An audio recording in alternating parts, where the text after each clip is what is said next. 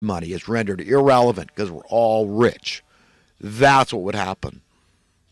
Do you understand why these evildoers are opposed to true capitalism?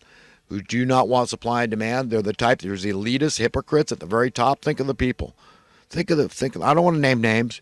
The elitists. They go to the Bilderberger groups, the New World Order cabal types, the echelons, the highest echelons of power in the Congress and Senate, money printing, bankster gangster class, the rulers of the world, the Georgia Guidestones people with their new Ten Commandments to get the earth down to 500 million. That means they got to get rid of over 7 billion people now.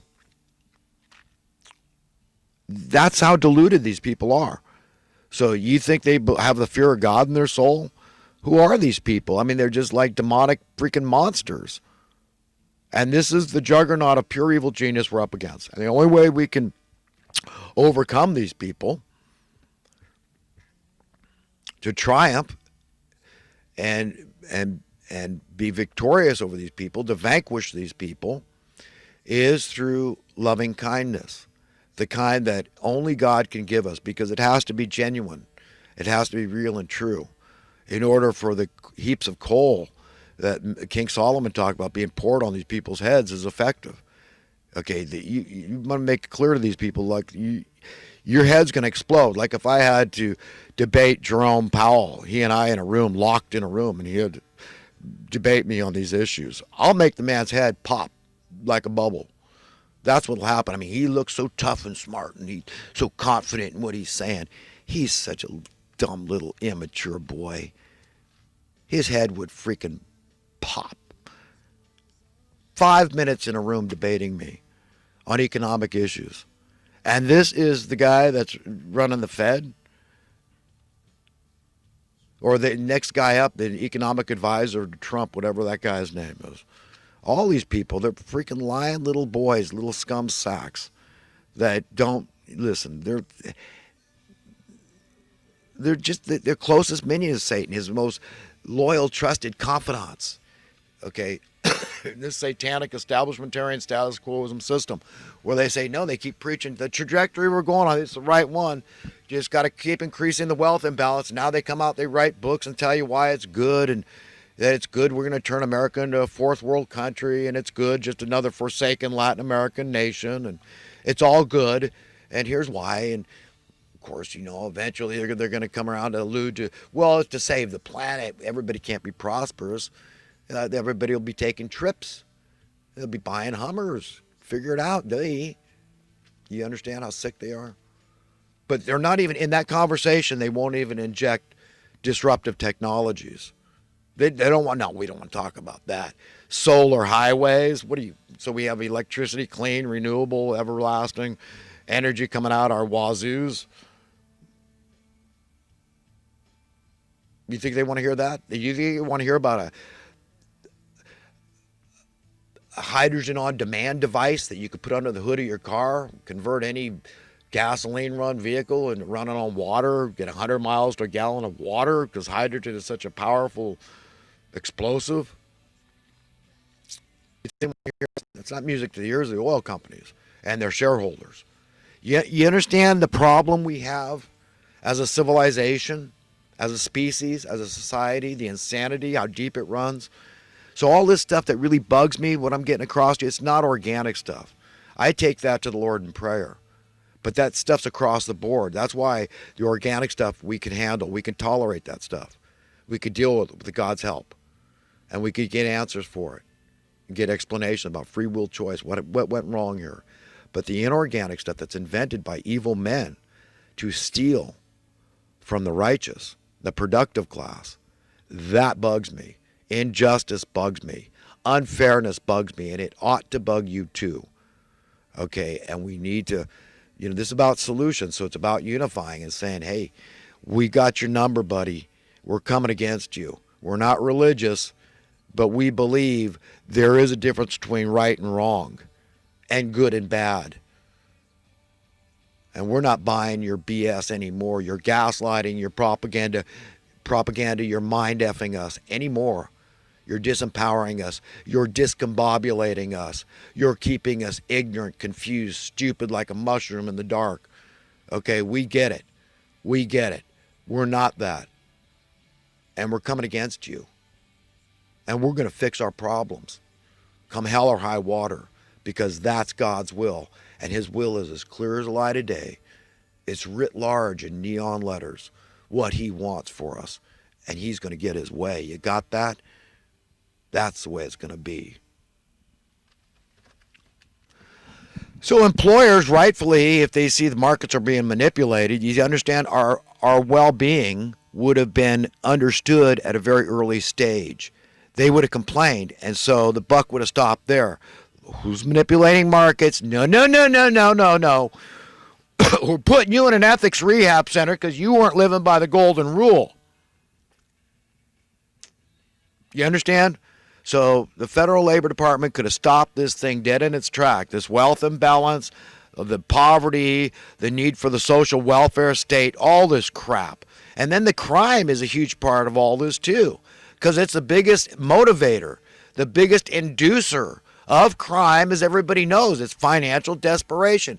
It's that very, very real, tangible, palpable, visceral fear. And if you've never felt it, then get poor and feel it. That's what motivates people to commit crimes. They're the weak links, yes. But they cost. It costs so much more. I mean, to prevent it from happening in the first place would be so dramatically cheaper. It's insanity. And I'm supposed to accept this as normal, and I'm the radical guy. I'm the weirdo. I'm the outspoken one. Yeah, my whole family is like that. I got my daughters, she's been enlightened. My dad was smart. I mean, he was rubbing elbows. He had too much faith in the political class. He was in the same circles with what was that guy, Leon Panetta, the Secretary of Defense. My dad knew him. My dad passed in 2014, but yeah, they knew each other. He met who's that clown, that Peter Fonda guy down in Puerto Vallarta. You know, the Easy Rider guy. With Henry Fonda's son, Jane Fonda's brother. But he had met him down at Puerto Vallarta on his sailboat. Well, my dad had his sailboat that he had built down there. And, interesting guy. He liked to, he was an interesting person, so he got to meet a lot of other interesting people because he was very sociable and involved, an activist kind of guy. He wrote a book back in the 60s. He was very much opposed to the Vietnam War. It's called Apple Pie. It was a satire in the United States government. And somebody yanked it because it sold millions of copies purportedly at first and then mysteriously disappeared. But he was mad as hell about the assassination of JFK and that Vietnam War. And this is a man that was a teenager during the Second World War, and he became a Marine. He went from the Merchant Marines into the Marine Corps, and he put his life on the line. And proud of that. I like to think I would have done the same thing. And on 9/11, I tried to join the National Guard. I thought we were really under attack. And I was 43. They told me I was too old, yet I had never been stronger in my life, so I don't know what the hell they were talking about. I called the National Guard that morning. But then I found out that whole thing was a big fat scam too. God, it's sick, man. You think God's wrath isn't real? Oh my God, I do not want to be on the wrong side of history. I do not want God overly angry with me, man. I want to keep the things he's mad at me about down to just a tiny few incidental things. Because, man, I don't want to go to that same place where these evil men that would do something like 9/11 to stay in power, to keep their lot in this world. Oh, God, I do not want to go to that place. That Dante's Inferno-like place, the 9 circles of hell. Well, I do not want to be there with these people where, in their minds and their attitudes, they'd much rather, rule in hell than serve in heaven. So you want to know, if you miss the boat and you aren't found worthy and deserving and inheriting a better world, guess what? By default position, you know where you're going. Because there's only 2 sides you can go from here. You can either go up or down. And only you can decide. So the Labor Department's obviously been deliberately remiss, and that's why we've been balkanized. They've allowed this wealth imbalance to happen. I mean, I'm not, the money printing class, of course, they're, that's a given. These are all thieves. And the political class, they're all thieves. But that's obscured the Labor Department being involved,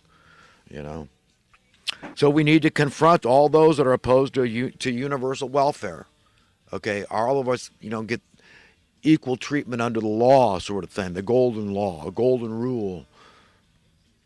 So that's how it should be determined. Okay, friends, I'm on to recent current events and other talking points I wanted to get into. Excuse me. So with this coronavirus, COVID, everybody's freaked out, man. Right? It's how can we not be freaked out? God knows. Of course, people are scared. They're scared of dying. They're scared of losing loved ones. But there's not enough being discussed on TV, mainstream media, about increasing your antibodies. Look it up, how to do that. Blueberries are one of the first things that come up. I drink blueberry kefir almost every day. I've been doing that for quite some time. And I feel like my eyes are getting a little better because of it, because blueberries are good for the eyeballs. And it's kefir. It's not even a dairy product. So even if you're lactose intolerant, you can drink this. It's very high protein, great for your guts. Okay, it's a good, healthy product. But there's so many other things. I mean, just a healthy diet. And I talk about preventing this colon cancer, gut cancer, a lot of popcorn. Okay, it's got a lot of roughage in it, right? A lot of fibrous stuff, bulky stuff, right? It's really good and healthy, so eat that. But there's so many medicinal foods. I mean, everybody's heard of the garlic and the vitamin C, and you should know about oil of oregano. I'm a big proponent of that. I think it's really good for your guts, too. Oil of oregano. If you've got an issue with this Crohn's or you got this IBS, right? Any loose stools, anything like that, take that. Ask your physician first. I can't give medical advice. Talk to your doctor, but go informed when you talk to your doctor and be ready to dispute it with corroborating information from nutritionalists that will tell you. Guys like Dr. Russell Blaylock, for one, that speaks out against aspartame, the dangers, hazards of aspartame. And then there's Joel Wallach, Wallach. Look him up online. What he says about the medicinal value of lightly scrambled eggs in butter. Eat butter. A cube of butter a day keeps the doctor away is his philosophy. He's just trying to be halfway humorous. But hey, eat as much salt as you want, says Joel Wallach. Learn about these things, man. There's different schools of thought between the conventional, traditional, medicinal way of doing things in the medical establishment and the way that a lot of really smart people will tell you. Cayenne pepper. I mean, cancer, and hates this stuff. But people say turmeric is really good. There's so many things out there that you can learn about. I do a lot of black pepper. I like it on just about anything, unless it's something sweet I'm eating. But it's delicious. I love black pepper, and it's an antioxidant. So there's a lot of things you can do that aren't difficult. I mean, lemon in a glass of water, the bioflavonoids, everything else is super healthy stuff, man. Change your pH. Apple cider vinegar. You see, there's all these things that are very powerful medicinal things. They're foods, but it can increase your antibodies, increase your resistance, your white blood cell count, all that stuff. So look into it. I mean, and look, you can know everything in the world and not follow it. I know everything, but you think I don't eat I love junk food. But you know what? I'm learning about the sugar, man. It gets in your bloodstream. Even if your teeth are perfect, you take care of them on the outside, you floss and you brush and all that. Hey, you're still going to have issues, man, because it's in your bloodstream and it gets in your tooth from the inside out. You understand? So if you start feeling tooth pain, it's probably starting there first if you're taking good care of the external part of your teeth. So sugar is an enemy. And some people say it's a big cancer causer. But we love the grasses, I say, and sugar is naturally it's a grass, and even the molasses they'll add to brown sugar it's another grass, and then corn is a grass, and I think it's very healthy as long as it's not GMO, and then the rice is healthy, and it's another grass. The bamboo, the pandas love bamboo. We eat a little bamboo too, right? It's another type of grass, believe it or not. I don't know how tall the tallest bamboo is. I wouldn't be surprised if some of them get 50 feet, maybe 100 feet. I don't know. That's a grass. Can you imagine mowing that lawn? And then there's oats and wheat. We love the parts of the grass. So all these things are like the seeds from the grass mostly. Sometimes we eat the grass. Or the stems like the bamboo, right? But the panda bears practically live on that kind of stuff. But we love grasses and it's very healthy. Meat, I would say go sparingly on that. If you got to have meat, you can't resist meat. I mean, I know how good it makes you feel and I know how good it tastes. Believe me, you can live a long, healthy life on a meat and potatoes kind of diet. as long as you avoid the indulging in the sugary kind of crap. I really believe that.